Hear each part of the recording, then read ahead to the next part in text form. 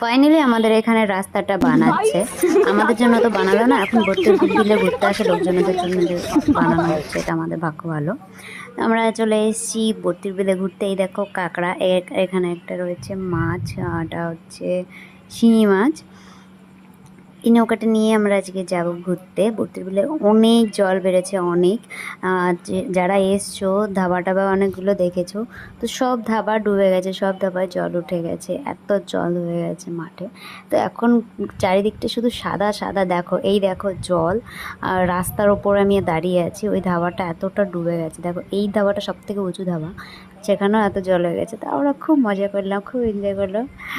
আর তোমরা দেখো, দেখে জানিও কেমন হয়েছে। আর এই তোমরা পচা জলে কে স্নান করতে ইচ্ছা করছে, চলে আসো তাড়াতাড়ি। অনেকদিন পরেরও মজা করলাম। আগে আমার সব ফ্রেন্ডরা আসতো, মানে প্রত্যেক বছরই আসতো, তো আমরা ওরকম ঘুরতে যেতাম, খুব মজা হতো। বছরে একটা দিন ওরা বছরে একবারই আসতো, জলের সময় একদিন এসে ঘুরতাম, খুব মজা হতো। বাট এখন প্রায় যাওয়া হচ্ছে, বেশ ভালো লাগছে। বাড়ির কাছে মাঠ, অত যাই না, এটা বলতেও লজ্জা লাগে লোকের সামনে।